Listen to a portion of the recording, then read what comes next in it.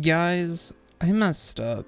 I messed up big time, and instead of owning up to my mistakes and giving an apology, what better way to blame my colossal mess up than on Persona 3 Reload?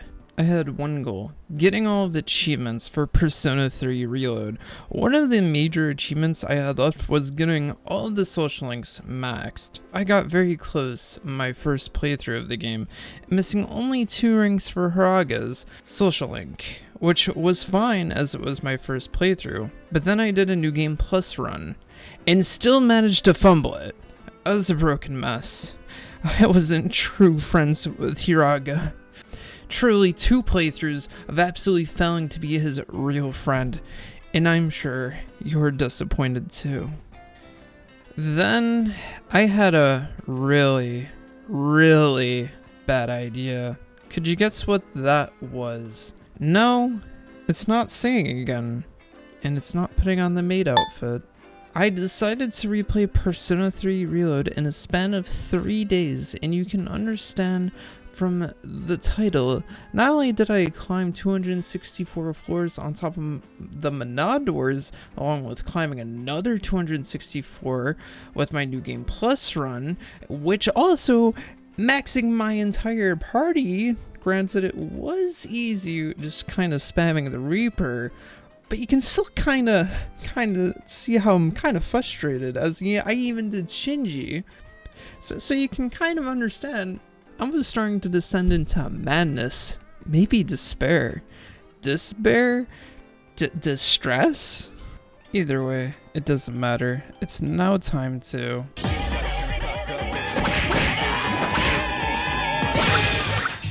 my way through another 264 floors of tartar sauce.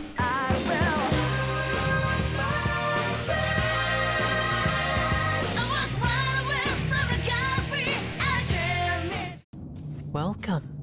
Sign your name here. It's a contract. There's no need to be scared. All it says is that you'll accept full responsibility for your actions. Good. Who's there? Don't tell me.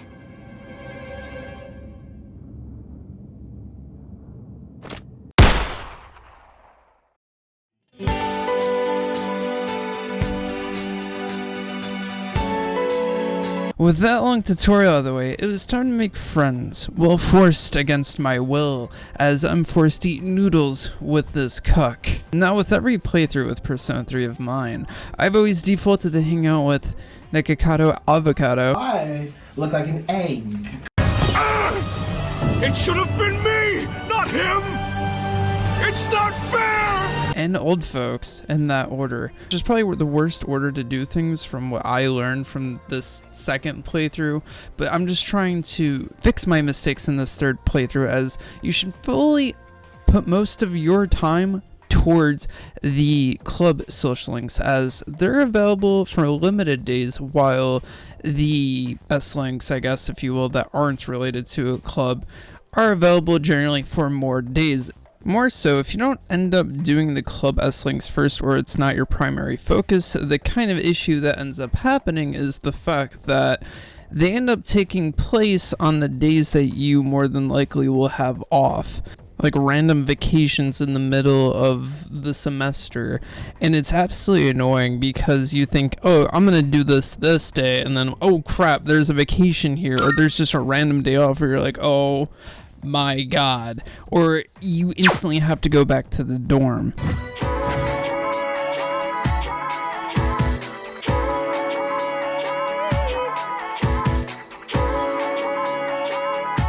Is this what they call social link maxing? For the latter half of the game, I mainly focused my time on non-school S-links, as you get a ton of time either not being at school in this game, oddly enough. It's probably about the same for other Persona games, but I found myself completing the non-school ones on the summer vacation.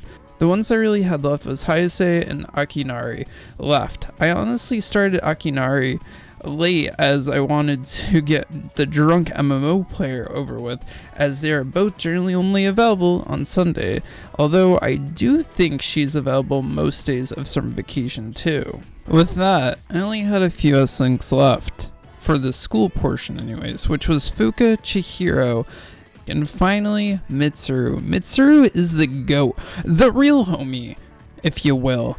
Like, the fact she's available every single day besides days that there aren't school to hang out besides Christmas Eve and non-school days makes this the easiest social link, hands down, along with Igus, but sadly she's only available by the end of the game, which is a struggle to do, especially when you have to balance potentially another S-Link with the school S-Link. Don't do that. Complete them all before you get to the end of the game and do the remaining non-school ones while you have those random days off with the time that you have on that long vacation before the school starts up again, and the random day off that you have when school starts in this game. So I believe Christmas Day I realized finally this was the run.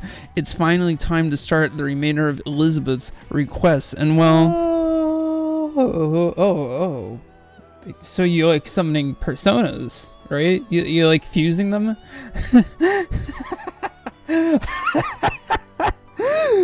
I've been sitting here summoning personas, right? Summoning personas by level, going with the like lowest level and just spamming. Like, you don't think about what you're summoning, right? I have, now if you look at the bomb number, I have 87% of this frigging compendium. I have lost my mind. Full mask off, like, dude, you don't even understand the mental, the mental strain this has on you. Why does this not carry over from New Game Plus, like from your first playthrough? I can't carry any more personas, but do I really want to give up these personas?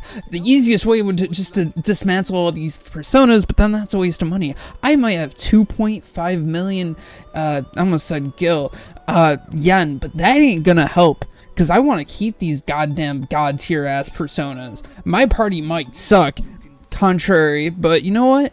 I don't care. I just want to summon 50 goddamn personas now.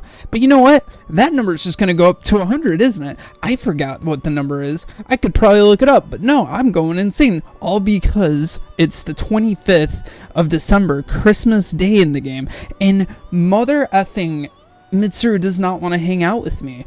She's at rank 9. She's at rank 9. It's just more so annoying in the sense that you want to get through a New Game Plus as fast as possible. So although you could link said personas to your compendium, like the ones that she specifically asked for said skills, it is just annoying that you can't just be like, I already did all this, and it just being done. Maybe that hinders like the flags in the game with like certain progress things that the game might break from already having done this, which is a possibility, but it is just rather annoying in my perspective to have to like either fuse said personas again or buy them from the compendium, not that I didn't have enough money.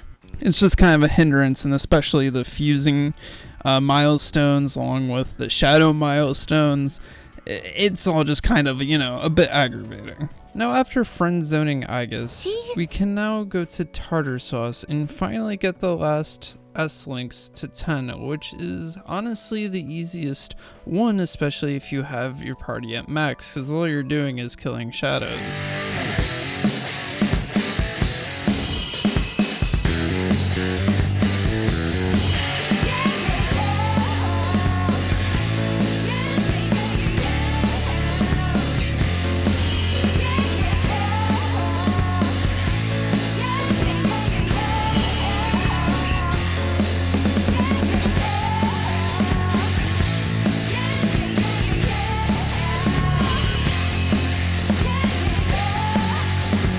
I gotta say, this is quite the journey. This is in fact my first time maxing all the S-Links in a Persona game. Personally, I don't like using guides and having the most optimal path and playing one specific way, and it is why I did fail 3 times on getting all of the Persona 5 confidants on Persona 5 Classic, as in that game it's required to get a platinum, unlike Persona 5 Royal where they removed that achievement weirdly enough. I don't think I'll do this again until Persona 4 Revival comes out, and I do intend to do it way sooner as nothing too crazy should get in the way. Anyways, thank you so much for watching, and I will wait. Did you guys hear that? Oh no.